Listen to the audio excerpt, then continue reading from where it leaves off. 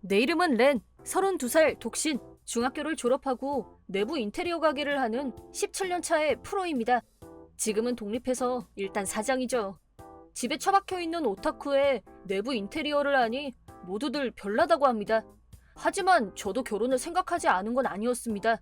지키고 싶은 사람을 원한다고 계속 생각은 하고 있었지만 인연이 없었습니다. 그리고 지인이 좋은 애가 있다며 소개해주겠다고 했습니다. 나는 그녀와 만나기로 했습니다. 안녕하세요, 렌입니다. 저는 시즈코입니다. 잘 부탁드려요. 네, 직업은 사장님이신 건가요? 사장이라고 해도 대단하진 않아요. 대단해요. 존경해요. 지금 24살인데 왜 저랑 만나려고 했던 건가요? 만날 사람은 많이 있잖아요. 저는 겉멋만 든 사람을 별로 좋아하지 않아요. 진지하고 한결같은 사람이 좋은걸요? 렌 씨는 그런 사람이라고 들어서요. 그랬군요. 하지만 저는 오타쿠의 조금 어두운 캐릭터여서. 지금 그렇게 생각하지 않아요. 아주 좋은 느낌에 의지할 수 있는 남자 같은... 아, 부끄럽네.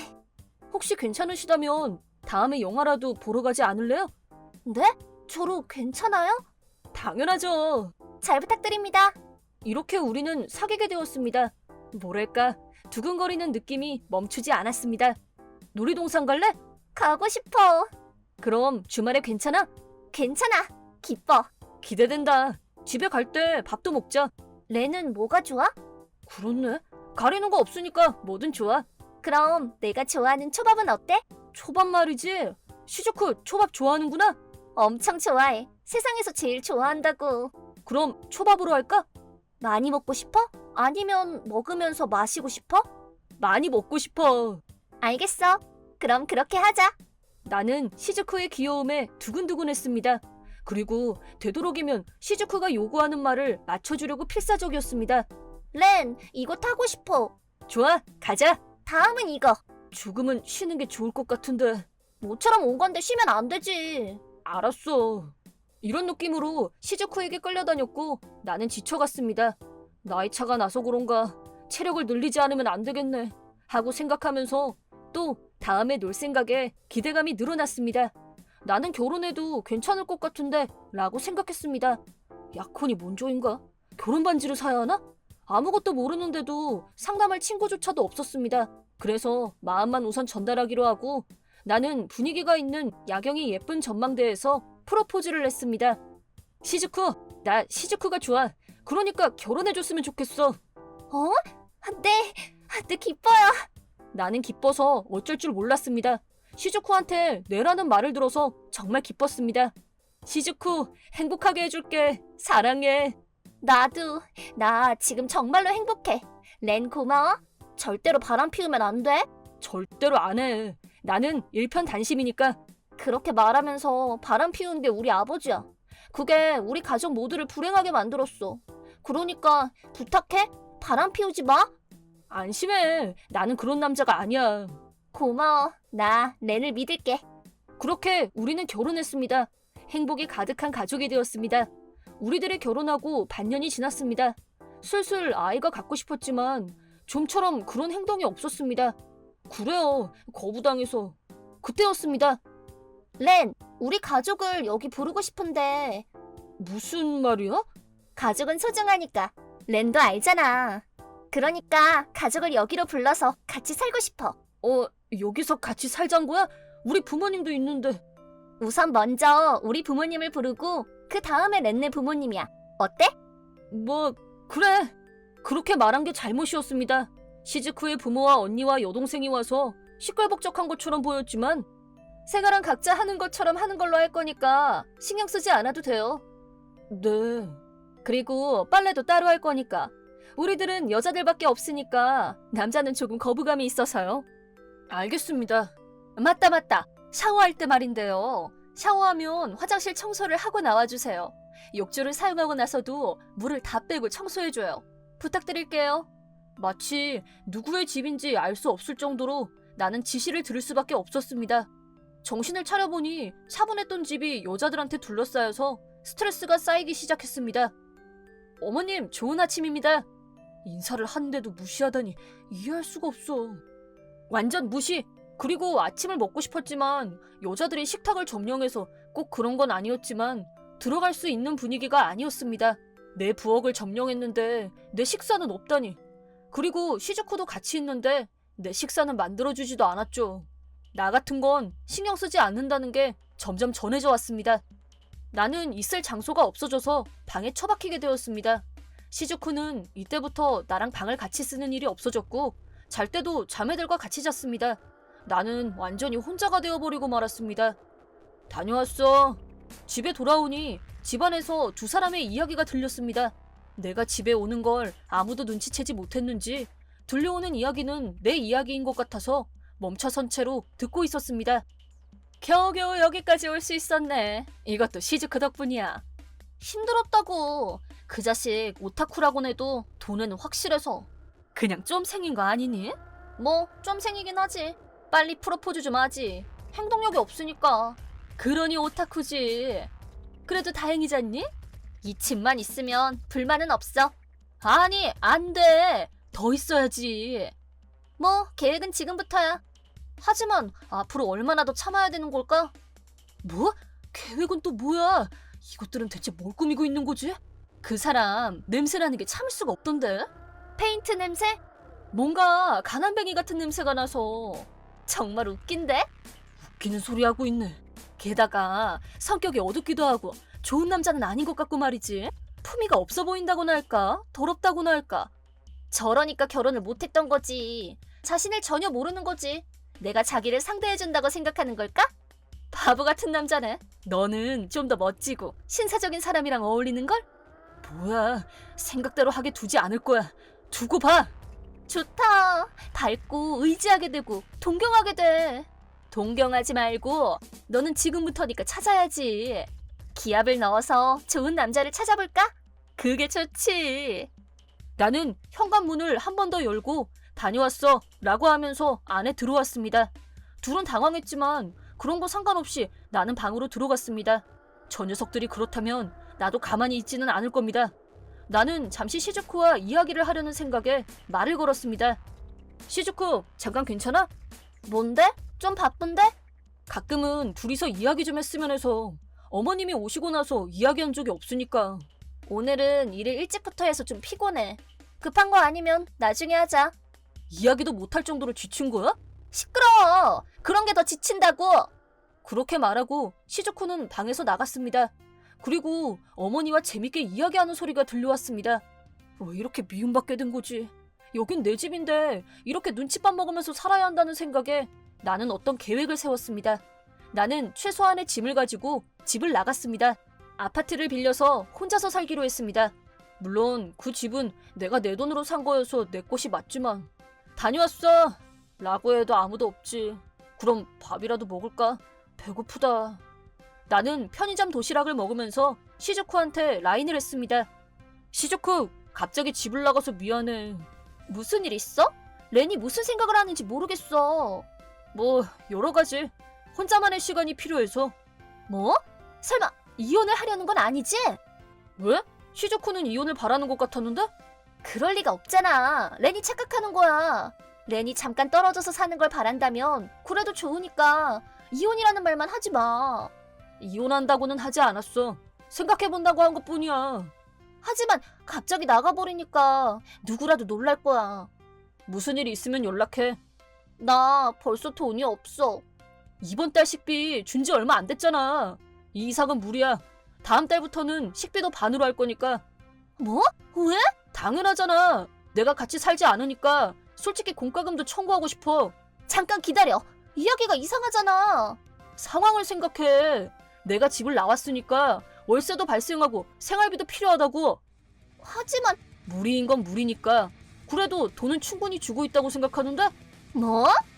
시즈쿠는 준 지 얼마 안 된 식비를 벌써 다 썼다고 했습니다. 대체 뭐에 사용한 거지? 수상한 게 있으면 바로 알 수 있을 거야. 그렇습니다. 나는 집을 나오면서 CCTV를 설치했습니다. 그리고 그게 명백해졌습니다. 나는 바로 CCTV를 확인했습니다. 그리고 그걸로 명백해졌습니다. 다녀왔어. 왔어요? 배고프다. 지금 준비할 테니까 샤워부터 할래요? 그럴까? 남자가 샤워하러 들어가니? 있잖아 엄마. 그 오타쿠 자식 식비를 반으로 줄인다고 해. 좀 생이 같은 남자네. 어떻게 해서든 뽑아내야지. 하여튼 번거롭게 하네. 닥치고 주면 될 것을. 나는 멍해졌습니다. 그리고 시즈쿠는 그 남자에게 저녁을 주고 기쁜 듯이 둘이서 맥주를 마시기 시작했습니다. 대체 어떻게 된 거야? 이대로라면 생각한 그대로잖아. 나도 행동에 나서지 않으면 안 되겠어. 그리고 식사를 마치고 그들은 둘이서 침실에 들어갔습니다. 야, 그거 내 침대라고. 설마 아니지? 내 예상은 적중했습니다. 나와는 그렇게 밤이를 거부하고선 나는 기분 나빠져서 영상을 껐습니다. 나는 완전히 놀아난 것이었습니다. 이미 시즈쿠의 남편은 그 남자로 바뀌어 있었으니. 그리고 영상을 보다 보니 그 남자가 누구인지 알 수 있었습니다. 처형의 회사의 부장으로 처형의 소개가 있었던 것 같았습니다. 이 남자가 살게 되기 시작하니 처형은 자신의 남자가 있는 곳에서 동거를 하기 시작했습니다. 그리고 놀란 것은 그뿐만이 아니었습니다. 매월 카드 청구서가 메일로 도착해 있었지만 일일이 체크하지는 않았습니다. 하지만 문득 어제 청구서를 확인해보니 500만 엔이나 사용하고 있었습니다. 내가 확인하지 않는 걸 알고 안심하고 사용한 것 같습니다. 양복점에서 30만 엔의 쇼핑, 바이크 가게에서 80만 엔의 쇼핑, 최상급 호텔이랑 별 5개의 레스토랑, 보석점의 여행회사. 얼마나 써야 만족을 하는 거지? 나도 상당히 미움받았나 보네. 중졸의 내부 인테리어 가게보다는 기업의 부장이겠지. 하지만 그 회사, 사실은 그 남자의 회사, 우리 할아버지의 회사로 그 관계 때문에 시즈쿠를 소개한 것이었습니다. 그것도 제대로 듣지 않았는지 가볍게 행동을 한 모양입니다. 나는 다음날 변호사와 상담을 했습니다. 렌, 오랜만이구나. 오랜만입니다. 무슨 일이 있었니? 사실은 이 변호사는 할아버지 회사의 변호사로 어릴 때부터 알고 지낸 사람입니다. 내가 모든 것을 이야기하니 증거로서는 충분하네. 바로 이혼에 대해서 이야기해보자. 나는 변호사와 함께 할아버지의 회사로 갔습니다. 그리고 놀랍게도 거기에는 시즈쿠가 있었습니다. 왜 당신이 여기 있는 거야? 부끄러우니까 얼른 돌아가요. 왜 손자한테 뭔가 할 말이라도. 얼른 업무로 돌아가게나. 네? 시즈쿠는 놀란 얼굴로 입을 뻐끔거렸습니다. 그 남자가 뒤에서 손을 써서 입사를 시켰고 시즈쿠는 이 회사의 사원이 된 것입니다. 나도 놀랐습니다. 그리고 사장실에는 나와 변호사 그리고 그 남자와 함께 4명이 모이게 되었습니다. 자네 말도 안 되는 짓을 했더군. 렌의 집에 남편처럼 행동하면서 들어가서 가정놀이를 하고 있다고. 아니 설마 사장님의 손주분인지 모르고. 그리고 그 여자를 부정 입사시켰더군. 어떻게 된 건가? 부장이라는 사람이 이런 일을 저질러도 된다고 생각한 건가? 죄송합니다. 회사로서 못 본 척 할 수는 없네. 자네는 해고야. 에? 그리고 위자료가 발생할 걸세. 모리타 씨, 부탁하네. 변호사인 모리타입니다. 이번 건에 대해서는 회사 측으로부터의 해고와 위자료 청구로 퇴직금 전액으로 취급. 잠깐 기다려주세요. 이를 해고당하면 저는 인생이 끝나버립니다. 그것만큼은 선처해 주십시오. 바보 같은 놈. 무슨 말도 안 되는 소리를 하는 건가? 네가 한 일이 용서받을 수 있는 거라고 생각하는 건가? 적당히 해. 너 같은 남자는 이 회사에 필요 없네. 그리고 시즈쿠가 회사에 있던 건 다행이었습니다. 실례합니다. 네가 장본인이냐? 네? 이번 이혼건에 대해서 말씀드리자면 시즈쿠 씨한테는 위자료 청구와 사용한 돈의 변상 그리고 집에서 떠나는 겁니다. 물론 회사에서는 해고하겠다. 잠깐 기다려주세요. 갑자기 그런 말씀을 하시면 곤란하다고요. 부부니까 돈이건 집이건 문제 없잖아요. 지불한 금액은 혼인 전의 재산으로 재산 분할에는 포함되지 않습니다. 자택에 대해서도 말씀드리면 결혼 전에 구매한 건입니다. 이것도 재산 분할에 포함되지 않습니다. 네?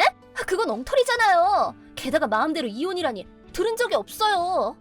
이쪽에 있는 남자하고 렌 씨의 집에서 뭘 하고 계셨나요?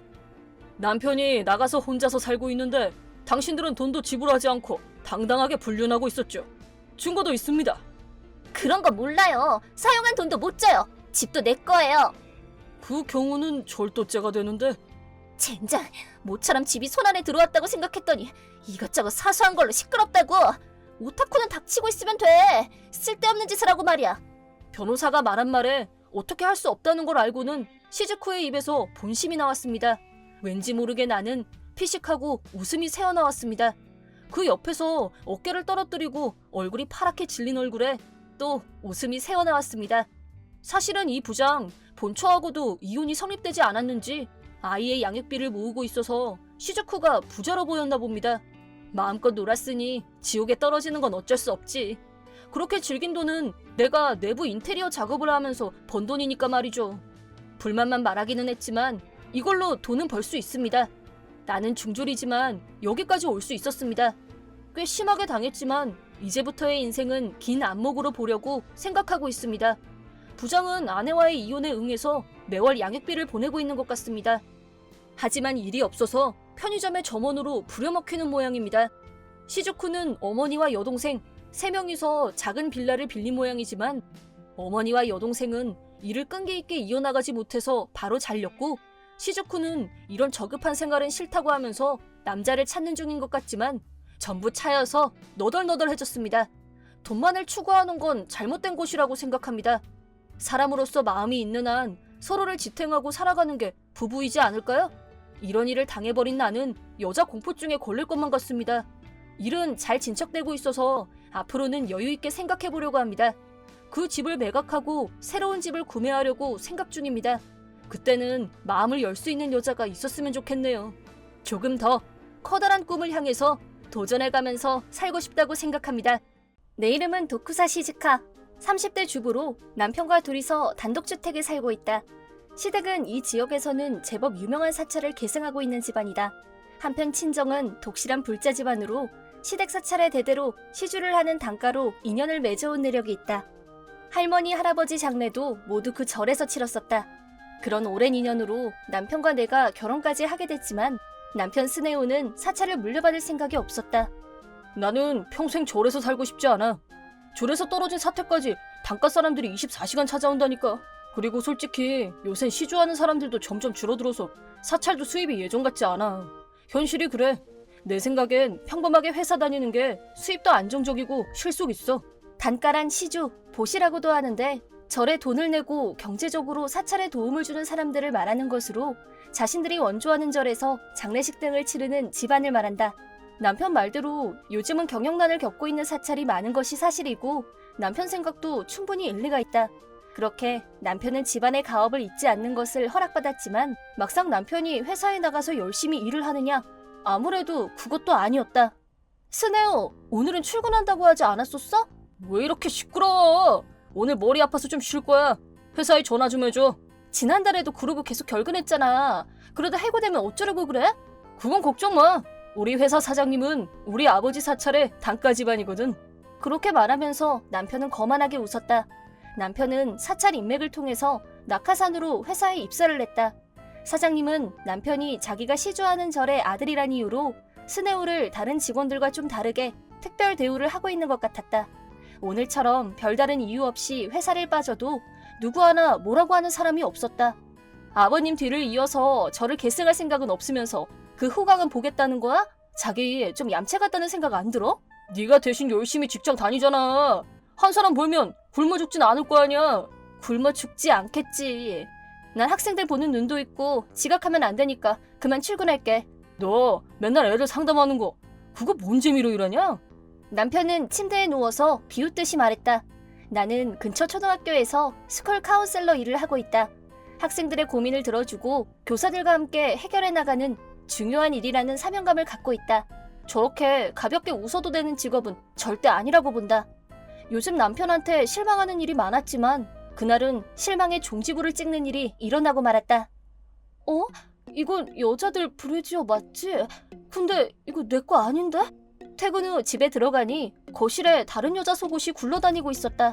불길한 예감이 스쳤고 남편이 자고 있는 침실문을 열자 차마 눈뜨고 보기 힘든 광경이 펼쳐졌다. 아이 스네오. 아이 더먹어. 침대 위에는 남편과 낯선 여자가 한데 엉켜서 서로의 이름을 부르며 유희가 한창이었다. 당신 지금 뭐 하는 거야? 저 여자 누구야? 시즈카! 처음 뵙네요. 부인이시죠? 저는 스네오 씨하고 좋은 만남을 갖고 있는 토모코라고 해요. 남편의 불륜 상대는 얼굴색 하나 안 바꾸고 자기소개를 했다.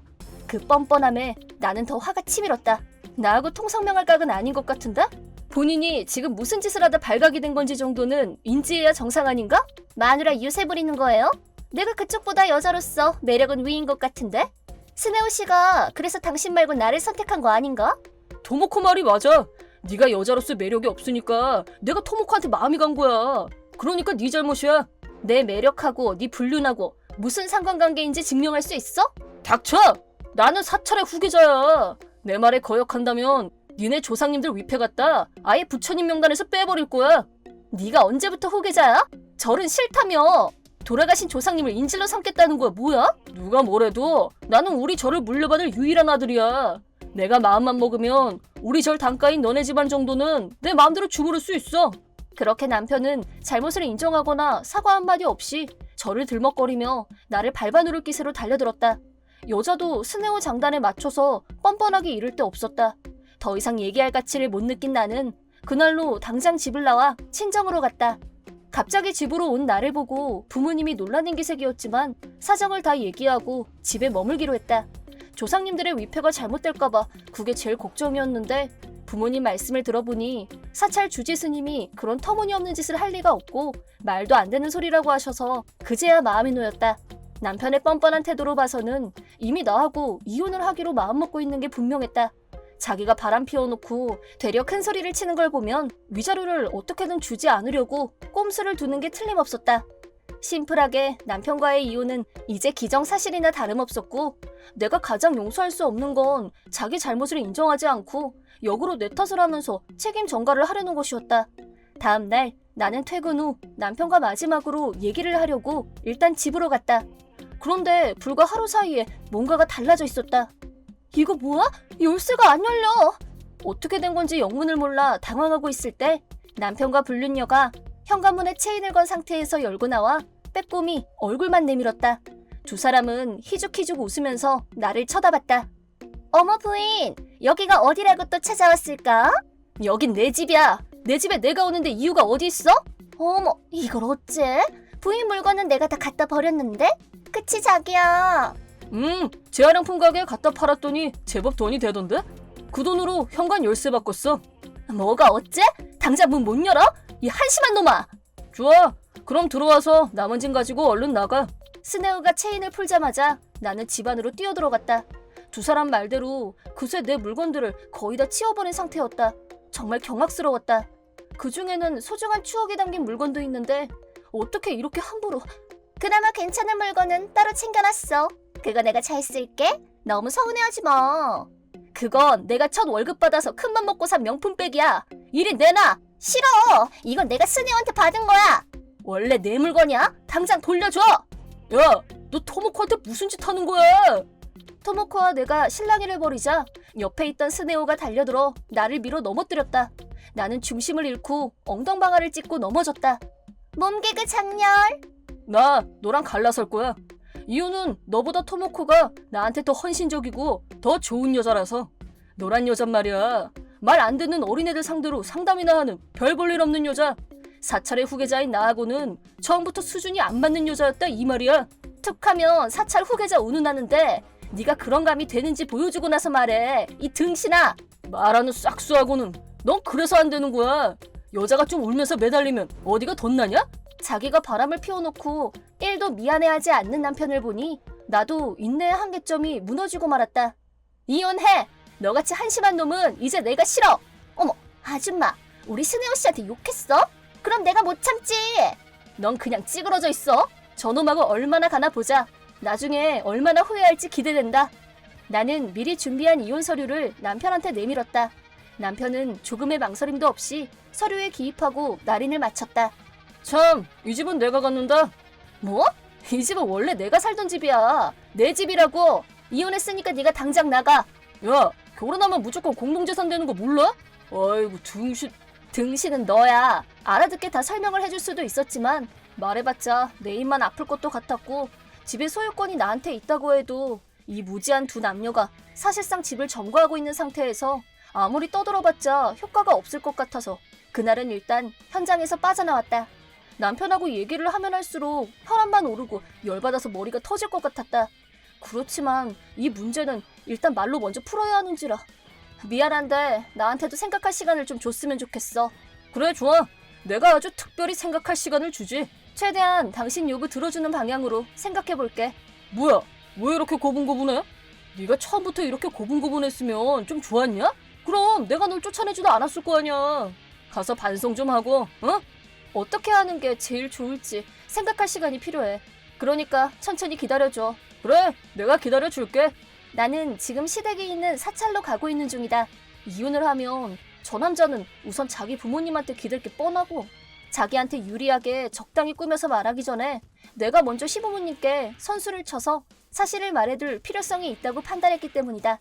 나는 만일을 대비해 녹음해둔 남편과의 대화 내용을 시부모님께 들려드렸다. 이게 대체 어떻게 된 일이냐? 바람 피운 주제에 어디서 큰 소리까지 치고 우리 조상님들 위패를 처분해버리겠다는 말까지 했었다고 하자 시부모님은 아들이 천지문간을 못해서 정말 미안하다 하시면서 거듭 사과하셨다. 순애우가 나이가 됐는데도 직장을 못 찾아서 걱정을 하다가 내가 네 부모님께 직접 말씀드려서 너를 우리 집 며느리로 맞이하게 됐었다. 그런 귀한 아내를 소중히 대하지는 못할 망정 그놈이 바람을 게다가 집까지 뺏으려 들다니 사람의 도리도 모르는 놈. 대대로 시주를 받아온 집안의 귀한 따님을 이렇게 홀대하다니 이제 조상님을 뵐 면목이 없다. 두 분은 내게 사과하셨고 남편이 차지한 집도 다시 돌려주겠노라 약속하셨다. 어머님, 아버님 감사합니다. 남편에게 이미 큰 상처를 받은 나는 시부모님의 모습을 보고 눈물이 날 것만 같았다. 하지만 굳이 시부모님의 손을 빌리지 않아도 그 집을 되찾을 방법은 이미 다 생각해둔 게 있었기 때문에 집 문제는 내가 알아서 하겠다는 뜻을 전하고 대신 스네오가 여길 찾아오더라도 쉽게 받아주지 않았으면 좋겠다는 부탁을 드렸다. 걱정을 끼쳐드리게 돼서 정말 죄송해요. 하지만 집 문제는 저한테 다 생각이 있어요. 사실 그 집은 명의가 친정 아버지 이름으로 되어 있어요. 그러니까 스네오가 갖고 싶어도 가질 수가 없어요. 아유, 그거 다행이구나. 시아버지는 내 말을 듣고 정말 안심하신 듯 부드럽게 웃어 보이셨다. 나도 조금은 마음의 위로를 받을 수 있었고 자연스럽게 미소로 화답했다. 그 뒤 나는 친정 부모님과 상의해서 남편과 살고 있던 집을 매각했다. 갑작스럽게 집이 매각되자 남편은 당황했고 집에서 쫓겨나는 신세가 되자 내연녀였던 토모코는 미련 없이 남편을 떠났다. 물론 나는 스네오에게 이혼 서류를 접수하겠다는 의사를 다시 확실하게 전달했다. 야, 너 지금 이거 뭐 하자는 거야? 왜 내가 이 집에서 쫓겨나야 되는 건데? 그거야, 그 집이 네게 아니니까 그렇지. 그 집이 이제 나한테 좋은 기억으로 남을 수 없게 됐으니까 팔기로 한 거야. 이게 무슨 말도 안 되는 소리야? 내 동의 없이 너 혼자 이래도 되냐고. 너 그 집이 누구 명의로 되어 있었는지 알아? 그거야 내가 이 집 가장인데 당연히 내 이름이지. 그래서 내가 너더러 바보 천치라는 거야. 뭐? 이 집 가장? 툭하면 회사 땡땡이 치고 나보다 월급도 적게 받아온 사람이 할 소리는 아니지. 가장이 뭔지는 알아? 그래도 보통 집은 남편 이름으로 하는 거 아니야? 내가 미처 말을 안 했나 본데 그 집은 우리 아빠가 할아버지한테 상속받은 집이야. 당연히 명의도 아빠 이름이고. 그걸 왜 안 바꿨냐고. 그러니까 네가 이렇게 속이 시커머니까 그랬지. 너 지금까지 나 속인 거야? 당장 명의 변경해. 이 집이 없으면 내가 많이 곤란해. 이미 이혼서를 접수했어. 그 집은 부부 공동재산으로 하긴 이미 늦었어. 너 결단이 너무 빠른 거 아니야? 너 나한테 미련도 없냐? 나띵. 진짜 쌩하다 너. 네가 그래서 나랑은 달리 헌신적이고 애교 있는 여자한테 한눈 판 거라며. 방 하나 얻어서 둘이 다정하게 새 출발하면 되겠네. 내가 지금 그런 돈이 어디 있어. 토모코도 직장 안 다닌단 말이야. 그럼 네가 집안에 대들보 노릇하면 되겠네? 살짝 건드리면 픽하고 쓰러질 것 같은 대들보 밑에서 살고 싶지 않네 나는. 너 지금 나 무시하냐? 됐어. 필요 없어. 우리 집은 절이야. 방이 셀 수도 없이 많아. 거기 가서 살면 돼. 스네오는 당당하게 본가로 걸어 들어갔지만 그를 기다리고 있는 건 이미 모든 사실을 다 알고 있는 시부모님의 분노와 질책뿐이었다. 분위기 파악하는 능력마저 부족한 스네오가 그런 시부모님께 건넨 첫 마디는 저기 아버지 어머니 저 이제부터 숙녀가 돼서 이 절을 이어받겠습니다. 그런 의미에서 오늘부터 여기서 살겠습니다. 너 같이 온 저 여자는 누구냐? 시즈카하고는 이혼했어요. 그 여자가 저를 막무가내로 쫓아냈어요. 정말 악마 같은 여자예요. 그런 저를 구해준 게 토모코예요. 그러니까 토모코도 여기서 같이 감히 어디서 거짓을. 이런 우매한 놈. 너 시즈카한테 그 집 조상님들 위패를 처분하겠다고 했다면서 아니, 그건 내가 말이 잠시 잘못 나와서. 사찰에서 자란 놈이 감히 그런 무도한 말을 입에 올리다니. 네가 바람을 피운 얘기도 다 들었다. 시즈카가 여기 왔었어? 아내를 두고 외도한 것도 용서받을 수 없거늘. 당가 가문의 선조분들을 욕보이려고 한 놈이 감히 언감생심 사찰을 물려받을 생각해? 더구나 네 놈은 승려들이 꼭 해야 하는 고된 수련을 단 하루도 한 적이 없는 놈이야. 그거야 내가 사회적인 공부를 하기 위해서 보통 학교에서 수련을. 긴 말 필요 없다. 나는 너 같은 자식 둔 적이 없다. 다신 내 집에 얼씬도 마라. 아버지. 스네오는 말도 제대로 못해보고 집에서 쫓겨났다. 또 사장이 단가 집안 사람이라고 제대로 출근도 하지 않더니 결국 회사에서도 해고됐다. 나는 스네오에게 점유당했던 집을 다시 찾았고 다시 열쇠를 바꿔서 절대 두 사람이 들어오지 못하게 조치를 했고 두 사람을 상대로 위자료와 허락 없이 내답한 내 물건들에 대한 손해배상을 청구했다. 아마 스네오한테는 나한테 한 번에 지불할 돈이 없을 거고 매달 조금씩 나눠서 입금하게 해야겠다고 생각하고 있었는데 뜻밖에도 스네오는 위자료를 일시불로 입금했다. ATM에 들려서 통장 확인을 한 나는 일시불로 들어온 금액을 보고 놀라고 말았다. 그리고 이어서 스네오에게서 좀 이상한 내용의 라인이 왔다. 시즈카, 입금된 거 확인했어? 이런 거금이 갑자기 어디서 났어? 설마 어디 가서 나쁜 짓 한 건 아니지? 나는 지금 너 같은 카운셀러처럼 당황하는 사람들을 구해주는 일을 하고 있어. 내가 전파하고 있는 건 진리 그 자체야. 그 돈은 구원을 얻은 사람들한테 받아서 다시 너에게 돌려준 거야. 뭐래니? 네가 하고 있는 카운셀링보다 훨씬 세상에 도움이 되는 일이야. 너도 내 얘기를 들으러 오지 않을래? 스네오의 라인을 보고 분명 정상적인 일이 아닐 거란 예감이 들었다. 카운셀러는 전문 분야이고 카운셀링이란 특수한 과정을 필요로 하지만 그걸 악용하려는 사람들이 있다는 말을 들은 적이 있다. 스네오가 혹시 그런 사람들과 결탁해서 무슨 일을 꾸민 게 아닐까 하는 의심이 들었다.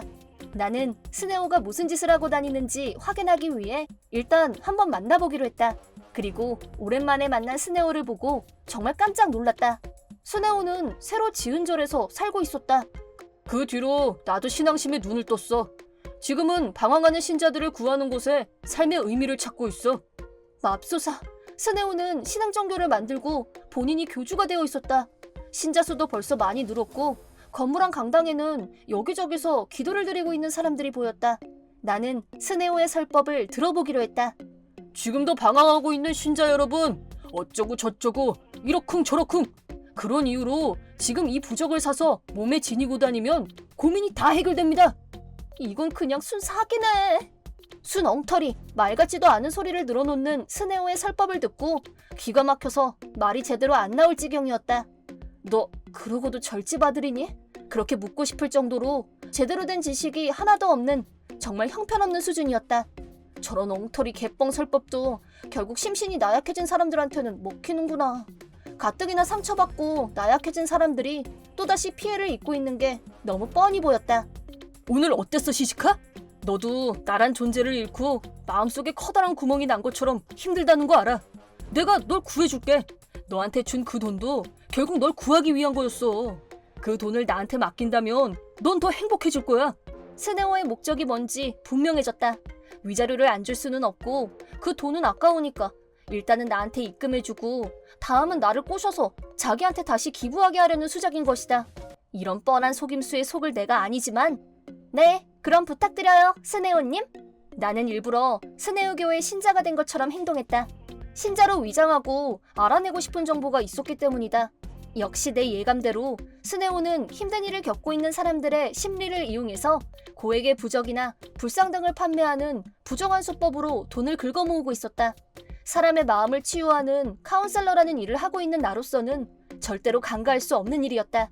사이비 신흥종교에 빠진 가족 때문에 결국 가정이 파괴되고 괴로워하는 사람들을 직접 만나본 적이 있는 나는 그런 사람들이 바로 내 눈앞에 있는데 모른 척할 수는 없었다. 더구나 스네오가 팔고 있는 불상은 시댁절에서 가지고 온 게 분명했다. 설상가상으로 그저 단순히 시댁에 있는 불상을 들고 온 게 아니라 단가 집안에서 맡겨놓은 불상이었다. 가족 간에는 절도죄가 성립되지 않지만 소유주가 단가 집안이라면 얘기가 달라진다. 피해가 더 커지기 전에 전 시부모님께 이 사실을 알려야겠다는 생각이 들었다. 전 시부모님은 조금도 망설이지 않고 스네오가 빼돌린 불상 등 귀중품에 대해 도난 신고를 냈다. 세상엔 왜 이렇게 멍청하고 착한 사람이 많아. 덕분에 내가 편해. 집에서 들고 나온 불상이며 미천이 거의 떨어졌는데 어디 적당한 업자 찾아서 대량 주문을 한번 해볼까나? 신고를 당한 사실도 모르고 스네오는 점점 더 과감하게 행동했다. 싸구려 부적, 불상 등을 신자들에게 몇만 엔이나 받고 파는 사기 행각을 계속했다. 더 이상 두고 볼 수만은 없어서 스네오를 말려보기도 했다. 그날 저녁엔 스네오의 경계심을 풀게 하기 위해서 술을 사겠다고 제안했다. 너 진짜 딴 사람 같아. 신자들한테도 헌신적이고. 근데 그 부적이며 불상들 너무 비싸지 않아? 괜찮아. 멍청한 신자들한테 적당히 듣기 좋은 말 털어주면 내 주머니에 복이 가득가득 들어온다니까. 그러니까 신자들은 한마디로 돈이 열리는 나무야. 돈나무. 돈 벌기 이렇게 쉬운데 진작에 교주할걸. 술이 한 잔 들어가니 기분이 좋아진 스네오는 자기 속에 있는 말을 잘도 불어댔다. 나는 스네오가 하는 말을 미리 감춰둔 소형 카메라로 모두 녹화하는데 성공했다. 다음날 스네오는 평소대로 신자들을 모아놓고 강당에서 설법을 풀고 있었다. 부처님 말씀에 따라야 합니다. 부처님 말씀에 따라야 합니다. 스네오님! 설법이 대충 끝난 후 나는 신자들을 따로 불러 모았다. 오늘은 제가 신자 여러분께 꼭 보여드리고 싶은 스네오님의 비공개 극비 영상이 있어서 모이라고 했어요. 자, 지금부터 잘 보세요. 신자들의 관심을 집중시킨 후 강당 스크린에 어젯밤 카메라로 촬영한 영상을 내보냈다. 멍청한 신자들한테 적당히 듣기 좋은 말 털어주면 내 주머니에 복이 가득가득 들어온다니까. 그러니까 신자들은 한마디로 돈이 열리는 나무야. 돈나무. 이렇게 돈 벌기 쉬운데 진즉에 교주할걸. 야! 너 뭐해? 지금 이게 뭐하는 짓이야? 내가 공개한 영상을 보고 스네오는 얼굴이 파랗게 질려 있었다. 교주님, 이게 뭐죠? 뭐라고 해명이라도 하셔야죠. 스네오님! 말씀 좀 하세요. 저는 모르는 일입니다. 기억이 없어요. 다 시즈카가 꾸민 일입니다. 저도 피해자예요. 잠시만요. 아직 영상이 남아있어요. 나는 몰래 찍어둔 스네오의 영상을 계속 내보냈다. 사실 한 번이 아니라 다른 날에도 여러 번 스네오를 불러내서 술자리를 마련했었고 스네오가 신자들을 바보 취급하는 것을 영상에 담아두었었다.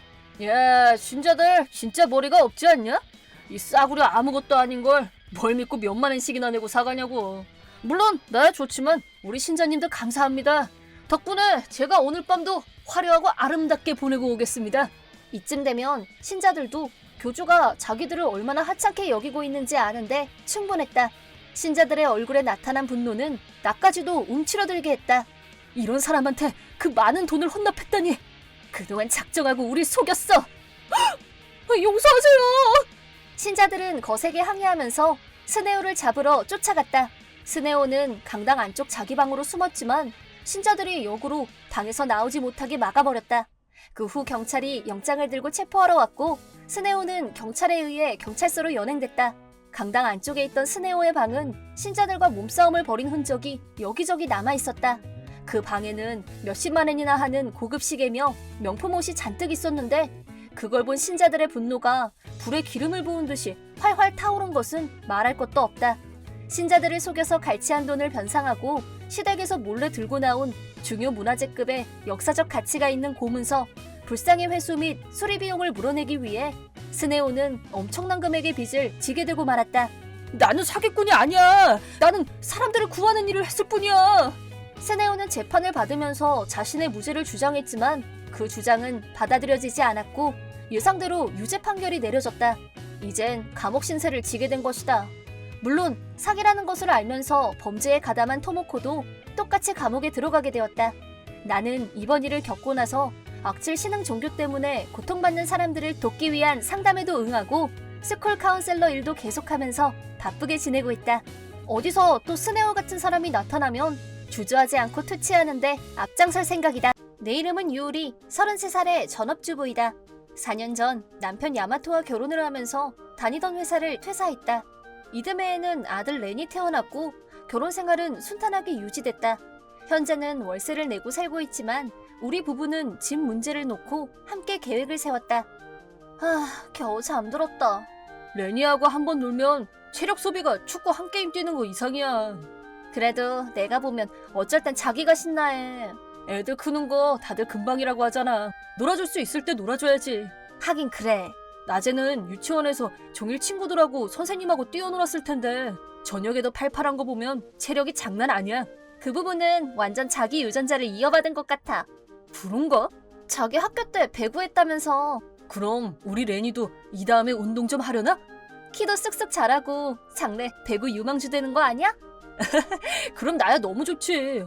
아 참, 너한테 꼭 해야 될 얘기가 있는데 뭔데? 우리도 슬슬 내 집 장만을 해야 될 것 같아서. 내 집 장만? 이 집도 불편하지는 않은데 월세잖아. 이 녀석한테도 넓은 집에서 마음껏 뛰어놀게 해주고 싶고. 하긴 마당 있는 집이면 레니도 엄청 좋아할 거야. 아버지 집에 안 쓰는 목재 재료 있거든? 그거 달라고 해서 내가 그네 만들어줄 거야. 자기는 은근 금손이라서 그런 것도 아마 잘 만들 거야. 그동안 모아둔 돈으로 레니 초등학교 들어가기 전에. 나도 찬성. 갑자기 가슴이 두근두근거려. 자, 그럼 만장일치로 안건 통과! 주말에 모델하우스 견학 가보자. 새근새근 잠든 아들아이의 여벌구를 보면서 우리 부부는 우리 집을 짓기로 결정했다. 물론 당장 집을 지을 수 있는 건 아니기 때문에 우선 마음에 드는 주택회사를 몇 군데 선정하는 일부터 시작했다. 인생에서 가장 비싼 쇼핑 중 하나인 내 집 마련 꼼꼼하게 체크해서 가장 우리한테 맞는 집을 찾고 싶었다. 이때 나는 구름 위를 걷는 것처럼 기분이 붕붕 떠 있었던 것도 같다. 어떤 사람과 다시 재회를 하고 트러블이 일어나기 전까지는. 렌, 오늘은 좀 얌전히 있어줄 수 있을까? 여기 견학 끝나고 나면 패밀리 레스토랑 가서 딸기 파르페 먹자? 우와, 엄마 나 파르페 먹을래! 야마토는 토요 출근을 하는 바람에 같이 견학도 못하고 오늘 결정할 것도 아니고 살짝 둘러보고 가지 뭐. 어느 토요일 셋이서 같이 모델하우스를 둘러볼 예정이었는데 야마토 회사에 트러블이 생기는 바람에 제발 살려줘 라고 SOS가 왔다면서 남편은 갑자기 회사에 나가봐야 한다며 출근을 했고 나는 렌을 데리고 그냥 둘러보다가 마음에 들면 사진 몇 장 찍어서 저녁에 남편하고 같이 보면 되려니 하고 아주 가벼운 마음으로 모델하우스 견학에 나섰다. 안녕하세요. 미리 예약했고요. 쿠로사와라고 합니다. 네, 기다리고 있었습니다. 오늘 안내를 맡게 된 저게 혹시 슌? 유리! 너무 오랜만이다. 잘 지냈어? 어디서 많이 본 이름이다 했더니 여기서 사촌 여동생을 다 만나네. 5년 전에 할아버지 3년 탈상하고 처음이지? 난 솔직히 그다지 보고 싶은 생각 없었는데. 여전히 말투가 거슬려. 근데 오늘 남편도 같이 오기로 한 거 아니었어? 원래는 그랬는데 회사에 문제가 생겨서 갑자기 출근했어. 그래서 오늘은 아들하고 나만 온 거야. 그래, 그럴 순 있지. 얘가 네 아들이냐?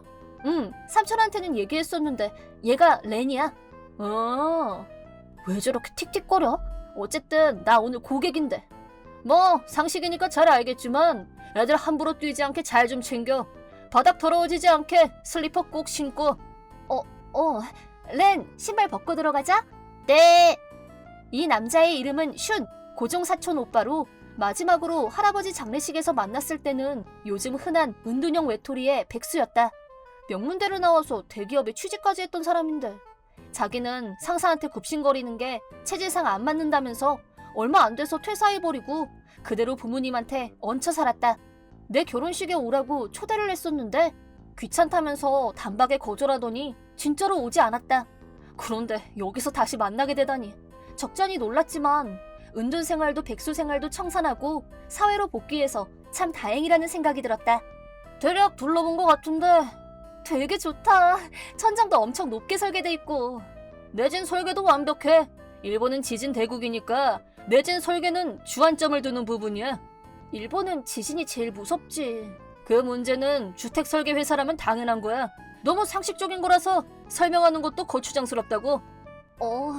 이거랑 똑같은 집을 지으려면 대충 계산해도 최소 3천만 엔은 필요해. 역시 그 정도는 기본으로 생각해야겠지. 근데 네 남편은 무슨 일 하냐? 모니로보 홀딩스 계열사에서 일해. 그럼 하청업체란 거야? 그렇지. 바꿔서 말하면 출세랑은 거리가 멀다 이거네. 뭐 다 사는 게 그런 거지 뭐. 뭐야, 기분 나쁘게 진짜. 하청업체에서 일하는 거면 수입도 그저 그럴 테고 그 형편에 집을 지을 생각을 다 하고 진짜 용기가 가상하네. 존경스럽다. 아까부터 왜 말을 그렇게 해? 뭐? 몇 년 만에 만나서 반가웠는데 태도가 그게 뭐야? 비웃기나 하고. 너무 실례 아니야? 왜 발끈이야? 설마 내가 상처에 소금 뿌린 거? 미안. 진짜 하는 말마다 왕재수야. 나는 여기 들어온 지 3년 정도 됐어. 국내 최대 주택 메이커 스카터 하우스. 알아, 나도 TV 광고도 많이 하고. 사실 나는 쭉 재택하고 싶었는데 아버지가 하도 부탁해서 어쩔 수 없이 나오는 거야. 그게 굳이 자랑할 얘기는 아닌 것 같은데? 그래도 하청업체 근무보다야 100배는 낫지 않아? 여기서 3년이나 일했으면서 고객 대하는 태도가 왜 그 모양이야? 뭐가 어때서? 오빠 대학 졸업하고 들어갔던 회사 반년 만에 그만뒀잖아. 그러고 나서 2년 동안 아무것도 안 하고 은둔형 외톨이로 지냈고. 그 얘기는 됐어. 근데 그땐 그냥 준비했던 거야. 준비. 뭐라니? 삼촌이 그때 얼마나 힘들어 하셨는지 알아? 너야말로 돈도 없으면서 괜히 집 산다고 설치고 다니지 마. 누가 돈이 없어? 우리 아니거든? 좋겠다. 전업주부가 많고 땡이지. 남편은 나가서 죽도록 일하고 너는 아줌마들하고 런치 먹으러 다니고. 왜 이렇게 깐죽거려? 뭐 잘못 먹었어? 하청업체 직원한테 은행에서 대출은 해주냐? 글쎄 아니라니까? 됐어. 너도 자존심은 있을 텐데 이쯤에서 관두자. 힘들게 사회에 복귀한 거니까 사람이 좀 달라졌을 줄 알았는데 전혀 아니네. 저 고객님, 견학 시간이 끝났는데 이만 가주시겠어요? 다음 타임 고객님이 오실 시간이라서요. 가지 말라고 해도 갈 거야. 엄마, 파르페 안 먹어? 이제 가야지. 렌이 착하게 기다려줘서 고마워. 와, 신난다. 남편하고 잘 얘기해봐라 그럼. 슈는 대학을 졸업할 때까지는 지극히 평범한 사람이었다. 착실하게 공부도 열심히 하고 나한테 말도 저렇게 이상하게 안 했었고, 아마 취직을 하면서 처음으로 좌절을 맛보았을 것이다. 주변 사람들이 모두 잘 될 거라고 말들을 하니까 본인도 자기는 문제 없을 거라고 생각했었는지도 모르겠다. 아무리 자기가 잘났기로 고객을 대하는 태도가 이게 뭐야? 내가 사촌이라고 해도 엄연히 견학온 고객인데 하는 말마다 사람 무시하고 정말 어이상실이야. 견학을 마치고 렌과 함께 패밀리 레스토랑에 갔다. 점심을 먹으면서 야마토에게 라인을 보냈다. 야마토, 좀 전에 견학 끝났어. 회사 일은 괜찮아? 수고했어. 나도 방금 트러블 해결했어. 다행이다. 나 지금 렌이랑 패밀리 레스토랑에서 점심 먹고 있어. 견학은 어땠어? 그게 완전 우연인데 사촌 오빠가 담당자였어. 진짜? 내가 얘기한 적 있잖아. 본인 말로는 삼촌이 강하게 밀어붙여서 취직했다고 하더라? 그럼 잘된 일이네.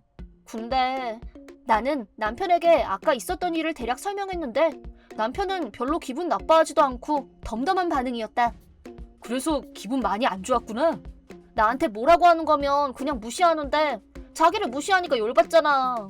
됐어. 그 사촌 오빠도 나름 이유가 있겠지 뭐. 야마토, 나랑 그 사람은 만난 적이 없잖아. 그래도 삼촌은 우리 결혼식에 왔었고 집안 내력도 아예 모른다고는 못할 텐데 왜 그랬는지 모르겠어. 고객으로 온 사람한테 막말 연발하는 사람이 남 얘기를 뭐 잘 들었겠어? 그러려니 해. 하긴 그래. 우리 거기로 하자. 사촌 오빠네 스카트 하우스로 정하자고.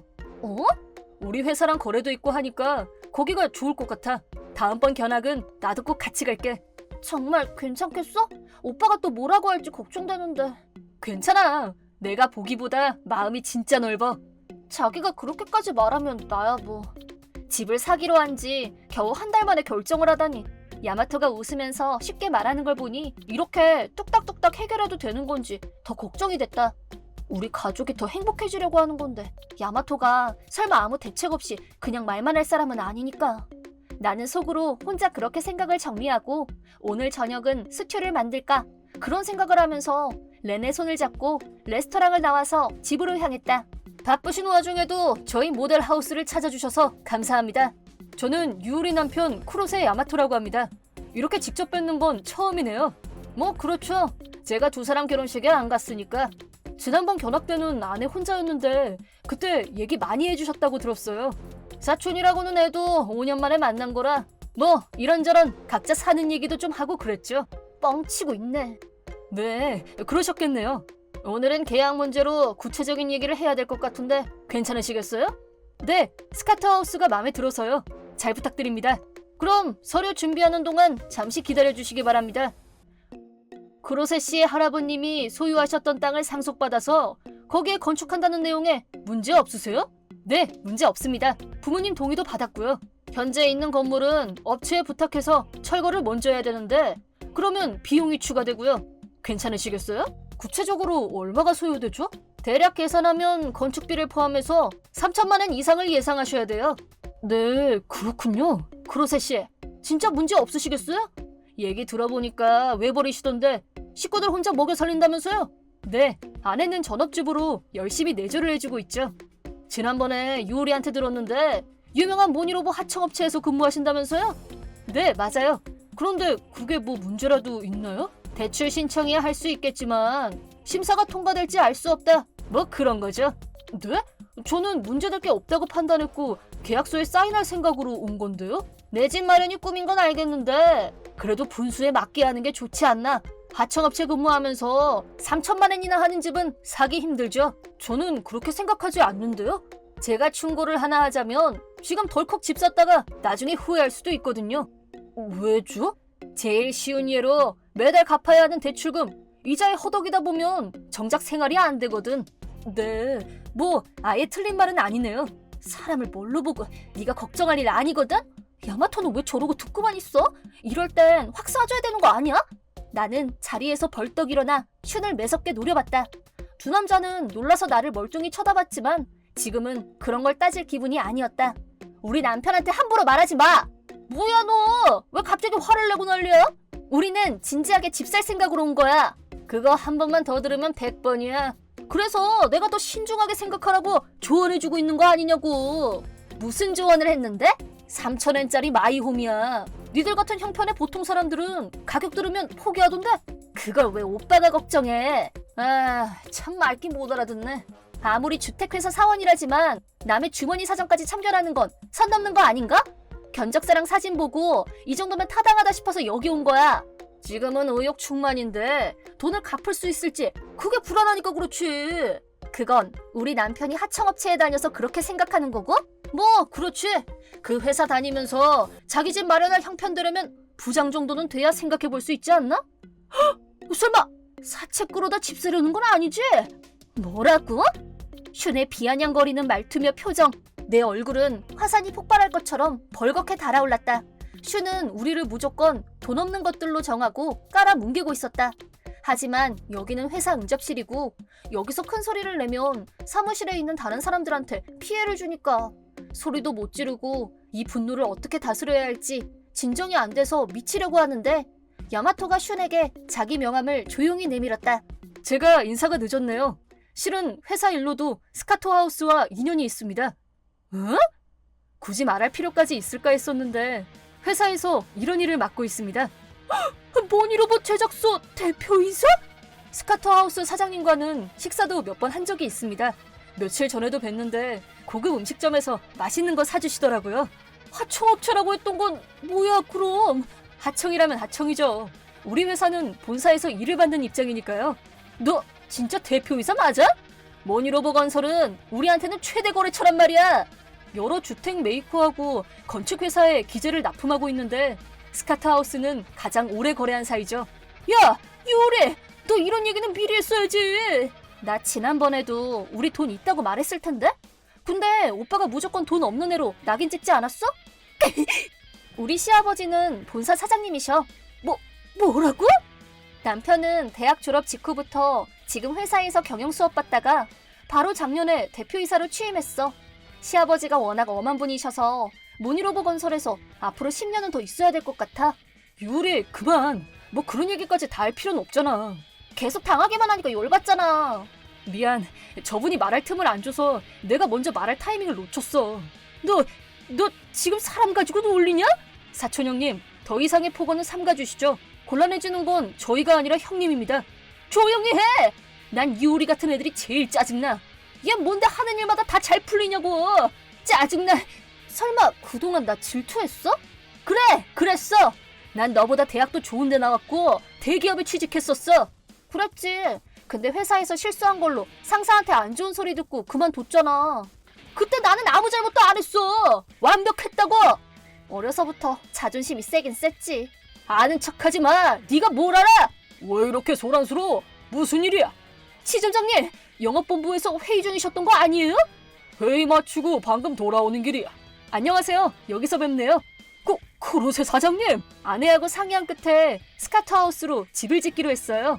아, 예, 그러셨어요. 고맙습니다. 계약금도 준비됐고 서류에 사인하고 바로 계약하려고 했는데 저분한테 이것저것 지적을 많이 받아서 아직 계약을 못했어요. 쉔! 너 이 자식 또 고객님들한테 무례하게 굴었어? 또라뇨? 입사하고 지금까지 툭하면 고객분들하고 마찰이 있어서 골치를 앓고 있어요. 저하고 저 친구 아버지하고 고등학교 동창인데 자기 아들 좀 부탁한다고 하도 사정을 해서 데리고 있는 건데 네, 그랬었군요. 내가 고객님들한테 말 조심하라고 그렇게 일렀는데 대체 왜 이렇게 개선이 안 돼? 응? 그건 제가 몰라서 그랬던 거고요. 그걸 지금 핑계라고 되는 거야? 하청업체라고 하니까 전 그냥 평사원인 줄 알고 입 닥치지 못해? 구르세 사장님 덕분에 우리 회사도 실적이 계속 올라가고 있는 거 알아 몰라? 나도 더 이상은 못 봐줘. 너 오늘부로 해고야. 지점장님, 잠시만요. 해고만은 제발. 저 여기서 잘리면 안 돼요. 네 아버지는 인품이 참 훌륭한데 아들은 대체 왜 이 모양인 건지 참나. 아버지가 저 여기서 해고되면 부부 자식 영 끊겠다고 하셨어요. 제가 사과할 테니까 지점장님 용서해 주십시오. 지금까지 그런 식으로 봐주고 넘어가준 나한테도 책임이 있어. 더 이상은 안 돼. 짐 싸가지고 얼른 나가. 안 돼요. 구로세 사장님, 사모님, 이번 일은 제가 대신 진심으로 사과드리겠습니다. 지금부터는 제가 책임지고 집이 다 완성될 때까지 관리 감독을 철저히 하겠습니다. 네, 그럼 잘 부탁드립니다. 그럼 이제부터는 안심해도 되겠네요.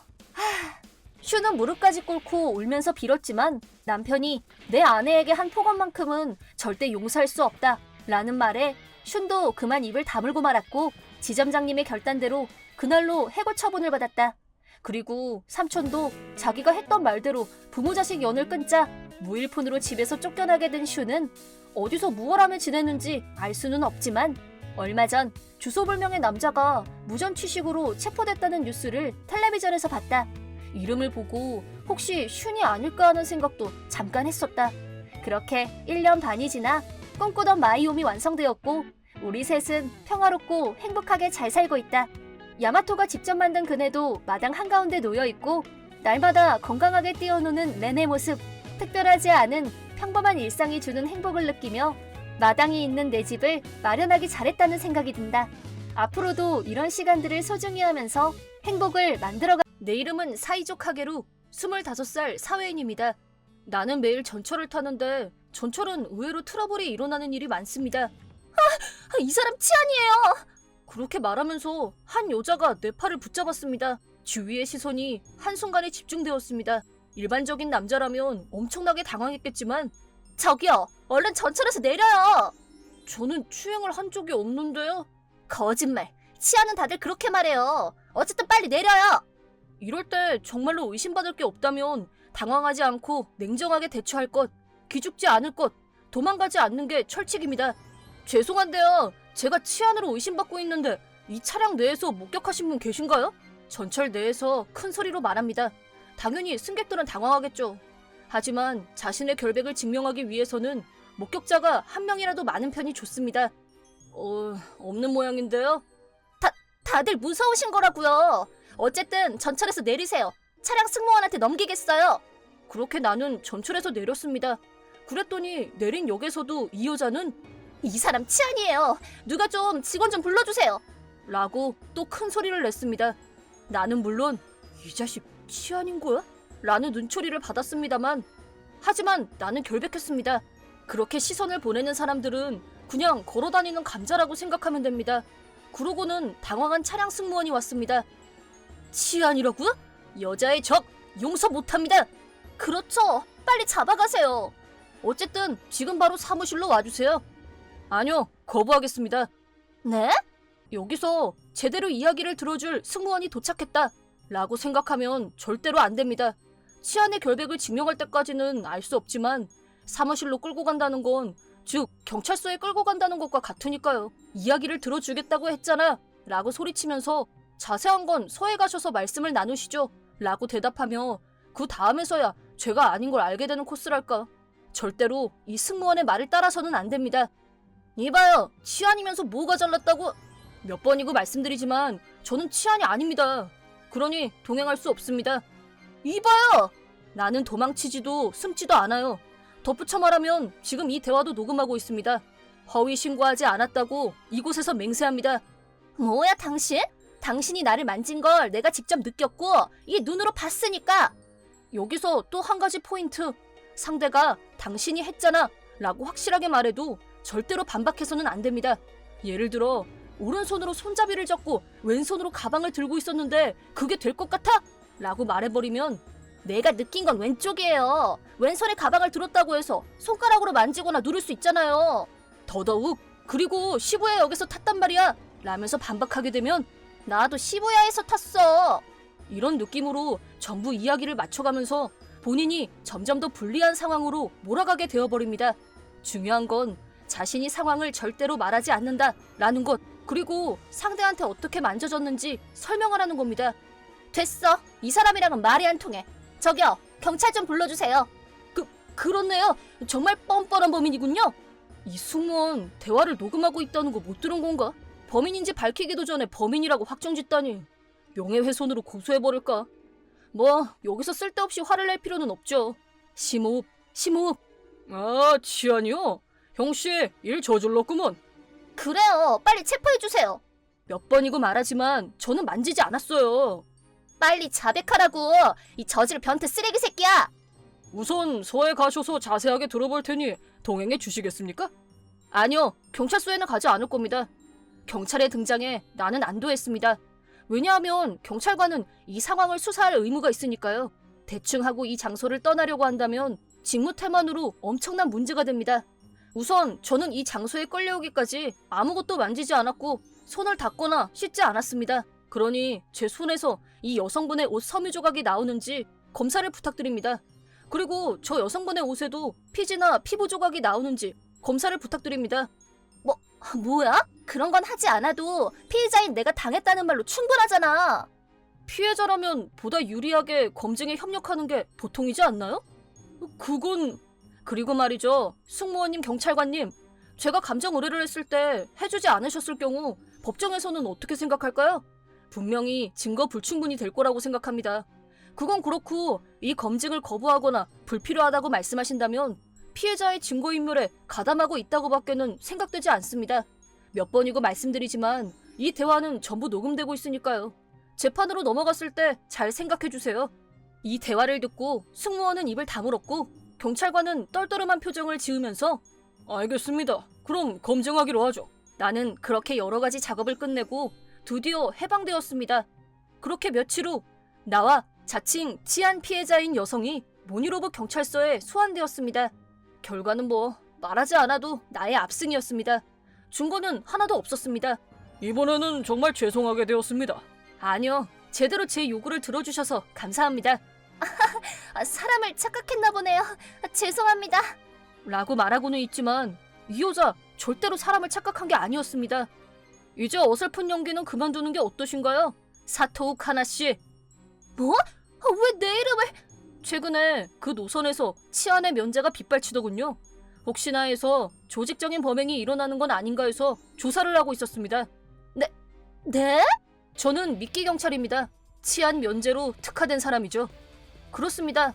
내가 이렇게까지 치안 면제 대책에 빠삭한 것은 나는 일본에서도 많이 없는 대여성 치안 면제 전문의 미끼 경찰입니다. 갑자기 말씀드리자면 나한테는 10살 위로 형이 있습니다. 이름은 카나메. 10살 위인 형한테 사랑받은 나는 상당한 브라더보이였습니다. 하지만 그런 형이 갑자기 집에 돌아오지 않게 되었습니다. 그 신상을 알게 된 것은 내가 고등학생이 되었을 때였습니다. 형은 출퇴근길에 전철에서 치안 취급을 받았다는 겁니다. 자신이 하지 않았다고 주장해도 하나도 들어주지 않았으며 아버지나 어머니, 친척들의 항의 운동이나 본인도 포기하지 않고 재수사를 요청했습니다. 결과적으로 형의 결백이 밝혀진 것은 체포되고 나서 5년이 지나고 나서였습니다. 형은 그 사이에 정신병을 앓게 되었고 면제를 받고서도 모두들 나를 범죄자라고 생각하는 건 아닐까? 라고 피해 망상에 사로잡혀서 바로 자살했다고 합니다. 형은 가족 누구와도 만나려고 하지 않았고 낡은 주택에서 혼자서 외롭게 생활했었으며 내가 형과 다시 만난 건 형이 체포되고 나서 5년이 지난 후였습니다. 그것도 죽고 나서 말입니다.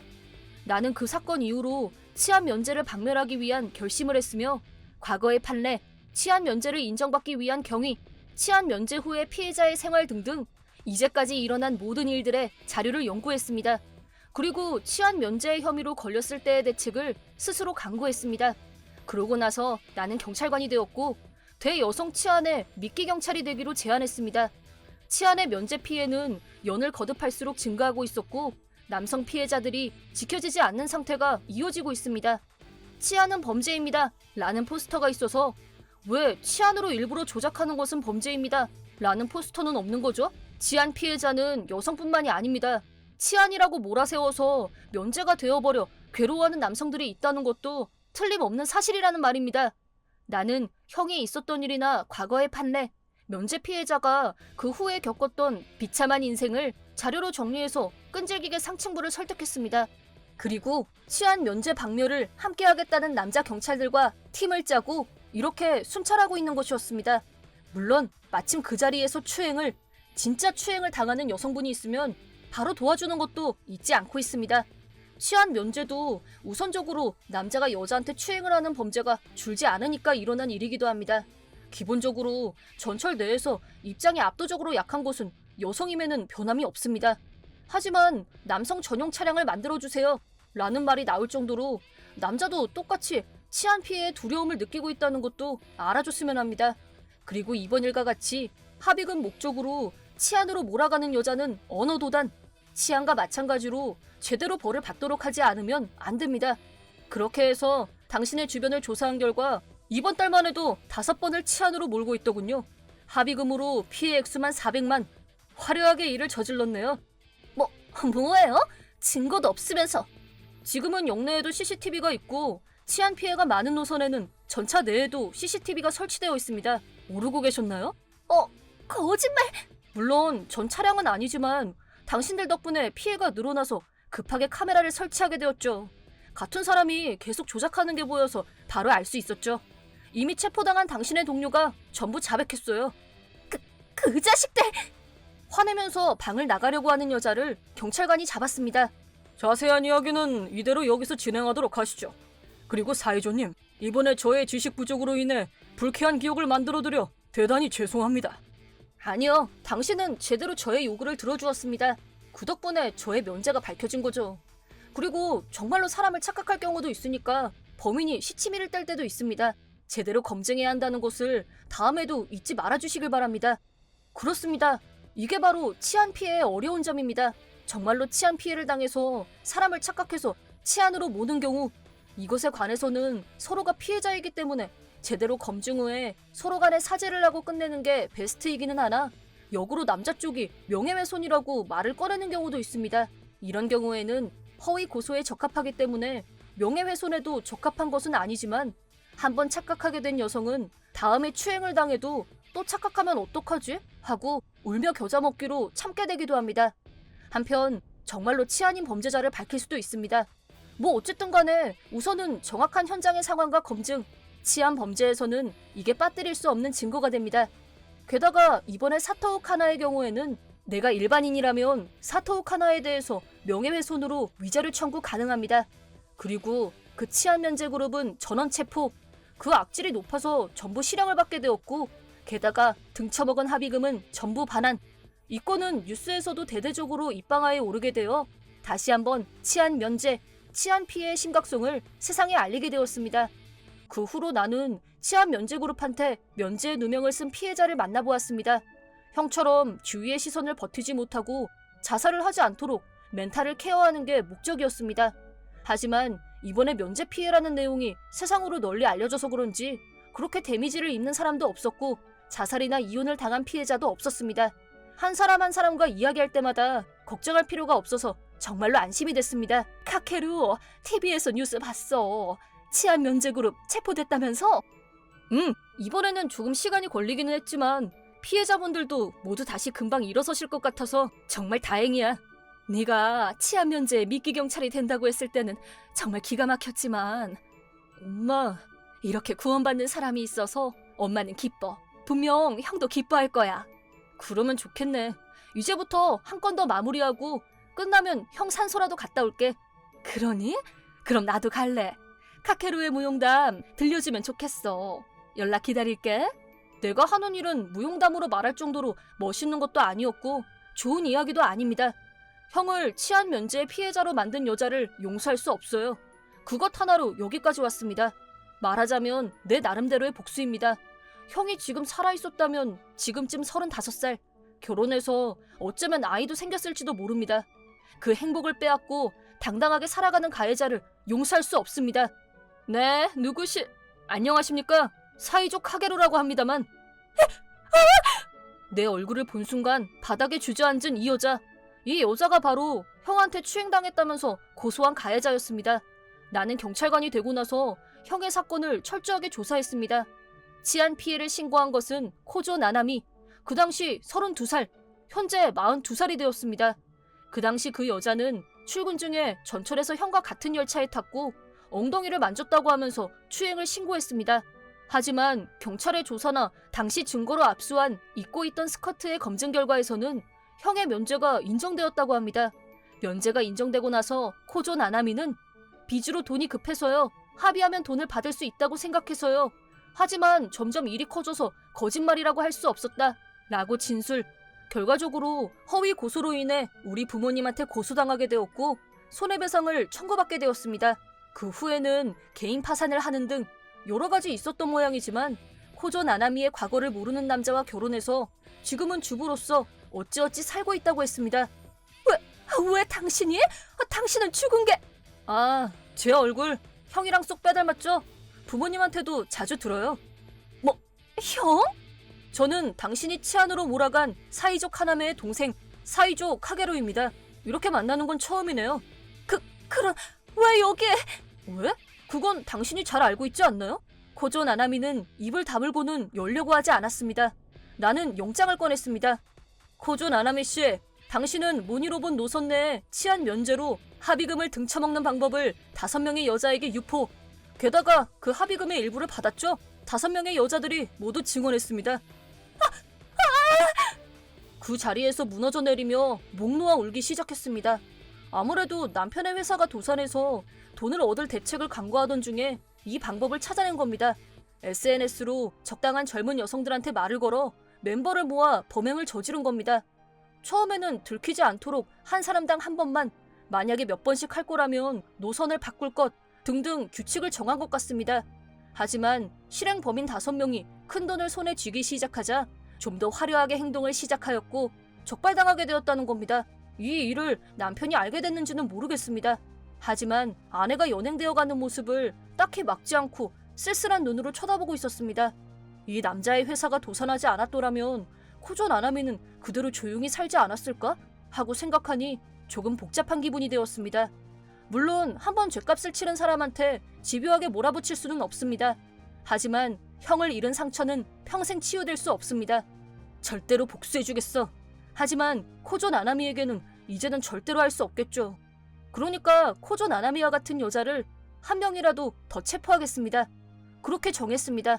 하지만 실제로 코조 나나미에게 수갑을 채울 때 내 안에서 솟아오른 것은 이런 일을 하지 않았으면 좋겠어 라는 마음뿐이었습니다.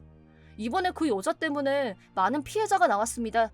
나는 복수하는 것 이상으로 형과 같은 사람을 한 명이라도 더 구하고 싶습니다. 피해자를 줄이고 싶다는 생각이 강하다는 걸 새롭게 알게 되었습니다. 당신이 평범하게 살고 있었더라면 이렇게 피해자가 나올 일도 없었을 텐데 라고 생각하면 뭐라고 말할 수 없는 기분입니다. 그렇게 말하며 나는 코조 나나미를 석까지 연행했습니다. 그렇게 해서 형을 괴롭힌 범인을 내 손으로 체포할 수 있게 되었어. 조금이라도 형의 공양이 되었으면 좋겠다고 생각해. 이보다 더한 공양은 없을 거야. 정말로 훌륭한 아들이 되었구나. 엄마, 나는 훌륭하지 않아. 아니, 나한테 카나메는 소중한 아들이었어. 그걸 빼앗은 사람을 용서한다니 그건 쉽지 않은 거지. 엄마, 내가 복수심으로 그 여자를 죽이러 가기 전에 네가 치안 면제를 박멸하기 위해서 경찰관이 되어주어서 정말로 다행이야. 나는 너한테 구원받은 거야. 엄마, 나도야. 나도 마음속 깊은 곳에서는 그 여자를 죽이고 싶다고 생각했었어. 하지만 그렇게 하면 우리 가족과 같은 피해자를 늘리는 것밖에는 되지 않는다고 생각해서 나는 엄마와 부둥켜 안고 엉엉 울었습니다. 사실은 형이 치안 면제를 당하지 않았으면 했습니다. 살아 있어줬으면 했습니다. 하지만 만약 그랬다면 나는 지금 치안 면제에 대해서 아무 생각도 없이 태평하게 살고 있을 거라고 생각하니 오싹해졌습니다. 지나가 버린 건 어쩔 수 없습니다. 이제부터는 복수심이 아닌 형과 같은 피해자를 한 사람이라도 더 만들지 않도록 정의감을 가지고 경찰관으로서 살고 싶다고 생각했습니다.